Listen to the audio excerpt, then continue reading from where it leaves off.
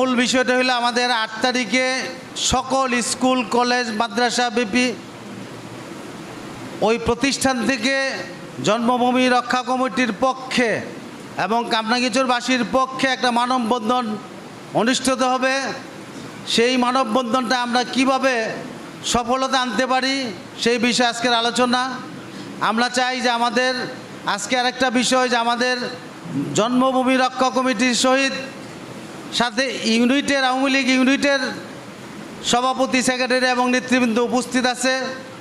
আমি এই দুইটা ইউনিটকে বলবো যে আগামী ৮ তারিখের যে কর্মসূচি আছে এই ৮ তারিখের কর্মসূচি বাস্তবায়নের জন্য সবাইকে উপলব্ধি করানো যায় যে মানববন্ধনটা আমাদের কতটা জরুরি। সেই হিসাবে আমি অনুরোধ করব দুইটা ইউনিটে মিলা যাতে আগামী শনিবার থেকে শুক্রবার পর্যন্ত কোথাও না কোথাও যাতে একটু আলোচনা সভা হয়। আজকের উপস্থিতি আমাদের কাউন্সিলর সাহেব, আমি চাই যে ওনার কাছ থেকে আমরা এমন একটা মেসেজ যে কামরাঙ্গীরচর জন্মভূমি রক্ষা করার জন্য কামরাঙ্গীরচরের যত ধরনের লোক আছে, রাজনীতি হোক বিভিন্ন সমাজের লোক হোক, সবাইকে সম্মিলিতভাবে যাতে একত্রভাবে আমরা এই আন্দোলনটা করতে পারি। আমি 57 কাউন্সিলরকে বলবো আপনারা 3 জন যে 4 জন কাউন্সিলর আছেন, আমাদের প্রেসিডেন্ট সেক্রেটারি আছে থানার, আপনারা একটা সময় নেন 1 মাসের ভিতরে আমরা চাই যে আপনারা মেয়র সাহেবের সাথে কথা বলেন। আমাদের কামরাঙ্গীরচর আইসা উনি যেই কাজগুলা করার কথা বলছে, যে প্রকল্প করার কথা উনি ঘোষণা দিছে, এই প্রকল্প থেকে যে উনি সরে গেছে এইটা আমাদের কামরাঙ্গীরচর এসে শুনে ঘোষণা দেওয়া যাক। তাইলে আমাদের সবার মনে একটা সান্ত্বনা আসবে। রোজার ঈদটা আমরা করতে পারিনি সঠিক মতো, কুরবানির ঈদটার ভিতরেও উনি নানানভাবে মেসেজ আছে যে উনি সিবিডি করবে না, আইসিসি করবে না। এই যে আমার কাছে এখানে প্রত্যেকটা ডকুমেন্টস আছে, দলিলিক প্রত্যেকটা পেপারের নিউজ আছে, ওনার প্রেস ব্রিফিংয়ের নিউজ আছে, প্রত্যেকটা ডকুমেন্টস।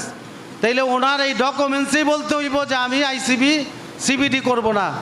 আমি আশা করি যদি আমার থানার প্রেসিডেন্ট সেক্রেটারি এবং 4 জন কাউন্সিলর মেয়র সাহেবকে নিয়ে একটা সলা পরামর্শ করে তাইলে আমাদের এই সমাধানটা আমরা এইভাবেই শেষ করতে পারব। যে কোনোভাবে আমাদের এটারে এই প্রকল্প থেকে বাদ দিতে হবে, বন্ধ করতে হইব।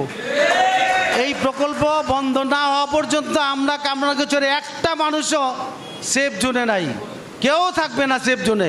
কিছু কিছু দালাল বেরিয়েছে, দালালরা বলতেছে যে মেয়র সাহেব বলছে এই প্রকল্প বাদ করে দিছে। যেই দালালরা এই সকল কথা বলে ওই সকল দালালদের আমি বলি যে আপনারা নিজের পায়ে নিজে কুড়াল মাইরেন না। আমরা যেইভাবে আন্দোলন করতেছি, যদি আমাদের কাউন্সিলর এবং আমাদের থানার প্রেসিডেন্ট সেক্রেটারি আমাদের অবস্থানে সক্রিয়ভাবে যেইভাবে এখন ভূমিকা নিতেছে, এই ভূমিকা থাকলে আমরা অবশ্যই আমাদের মেয়র সাহেবের এই প্রকল্প থেকে সরা দিতে পারবো ইনশাল্লাহ।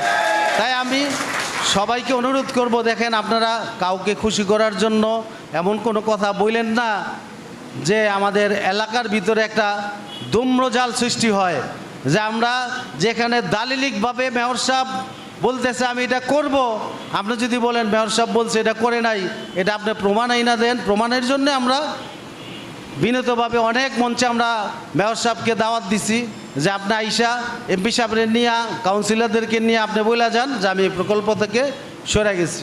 আমরা যতদিন পর্যন্ত আমরা এই প্রকল্প থেকে 104 ফুট রাস্তার প্রকল্প প্রথম অবস্থায় উনি সরে না যাবে, প্রকল্প থেকে বাদ না যাবে, আমাদের আন্দোলন এইভাবে চলবে। এর পাশাপাশি যেহেতু আমার পরে আমাদের কাউন্সিলর 1 জন ছিল, ওনার দায়িত্বে আমাদের 57 কাউন্সিলর আছে। আমি ওনার মুখ থেকে শুনতে চাই যে আগামী আন্দোলনের আগে ওনারা কাউন্সিলর মেয়র একই জায়গার একই অবস্থানের কন্টিনিউ ওদের সাথে দেখা হয়, করতে পারে।